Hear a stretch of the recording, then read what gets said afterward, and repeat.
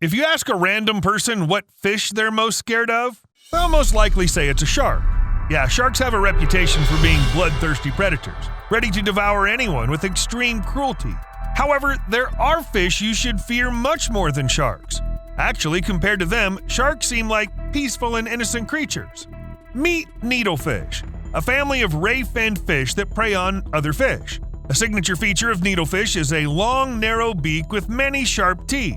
Needlefish look a bit ridiculous, but don't be fooled by their appearance. Since needlefish swim close to the surface, they often leap over the decks of shallow boats. They do it accelerating up to 37 miles per hour. It's like a small car leaping out of the water right at you. Needlefish jumping activity is greatly excited by artificial light at night. Night fishermen and divers across the Pacific Ocean are regularly attacked by entire flocks of needlefish rushing towards the source of light at high speed. They're like moths, only moths don't have such sharp beaks. Using these beaks, needlefish are capable of inflicting deep puncture wounds, and for the people of the Pacific Islands, this fish represents a greater danger than a shark. The risk of getting injured during an encounter with a needlefish is much higher than from encountering a shark.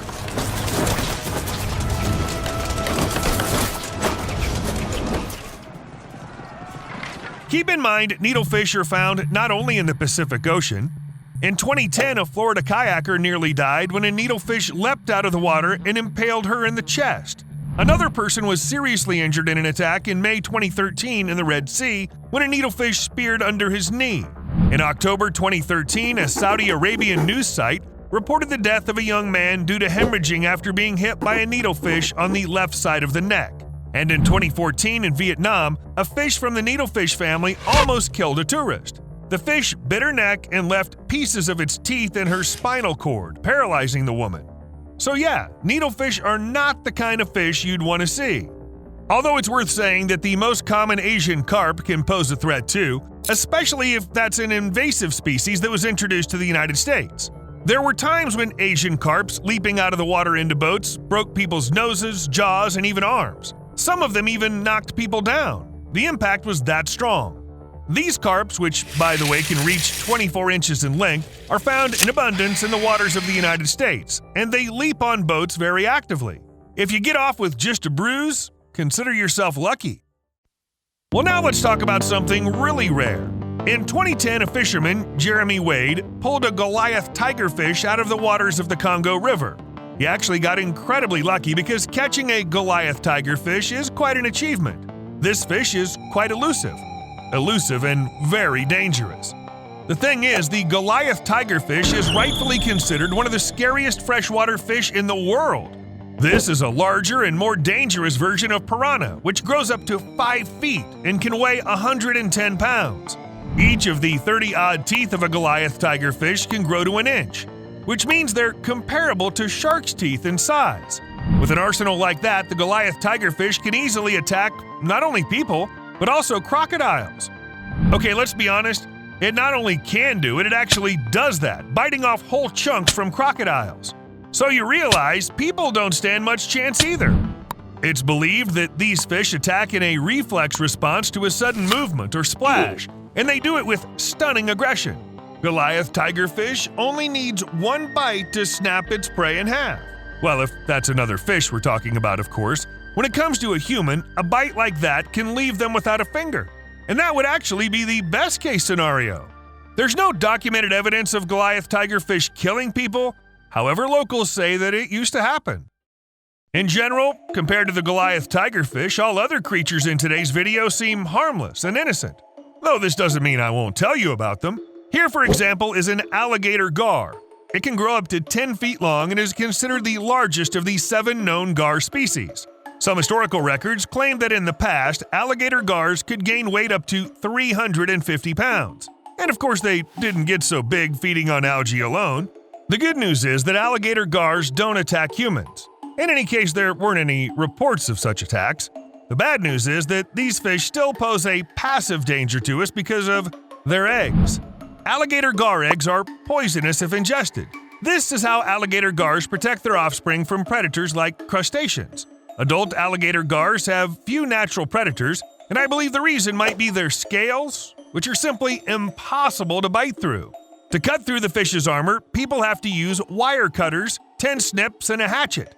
This is why people rarely eat alligator gars. Well, you can imagine why, right?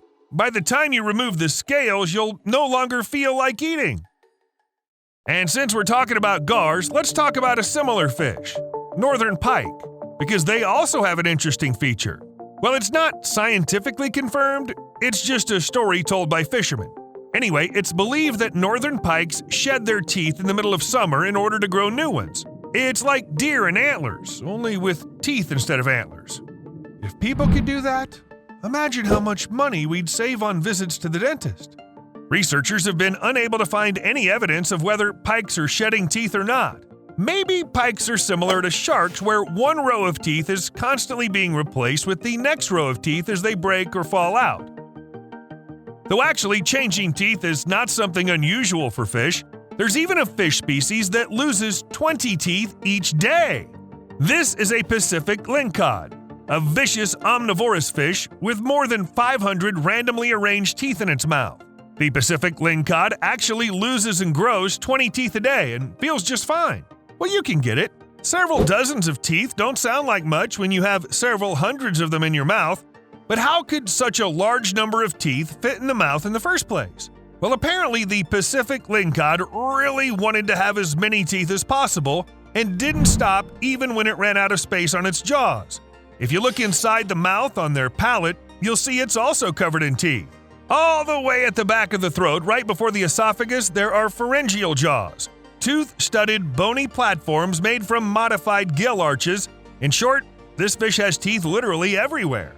When the Pacific lingcod attacks, its first set of jaws shoots forward and pulls the prey into the mouth, where the internal pharyngeal jaws begin to crush and shred the prey. That sounds terrifying, especially considering that Pacific lingcods are aggressive. In one of the research centers where they were kept, the staff had to add tape to the corners of the tanks because the fish tried to jump out and attack everyone who passed by. You can understand why these fish act like this, because nature's made them active predators. The behavior of frogfish is entirely different, and they actually look strange for fish, as if someone first fashioned a normal fish out of plasticine, but then accidentally crumpled it. However, their appearance is of little interest to us. More importantly, frogfish, in fact, can't even swim. Yes, evolution not only gave them a weird shape, but also forgot to give them a swim bladder. Frogfish have to clumsily walk or jump on the seabed. Given all that, can they actually make good hunters? Turns out they can. When frogfish need to move quickly, they use jet propulsion, gulping water and forcing it through their back-facing gills.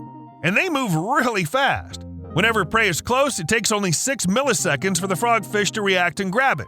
For comparison, the reaction time of most people is 200 milliseconds. In this video, they tried to film the attack of the frogfish, but you can still hardly make anything out.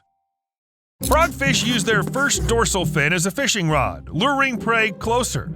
They wiggle their bait, mimicking a small fish that looks like lunch for their prey. Of course, the rod can break, but in this case, the frogfish have a plan.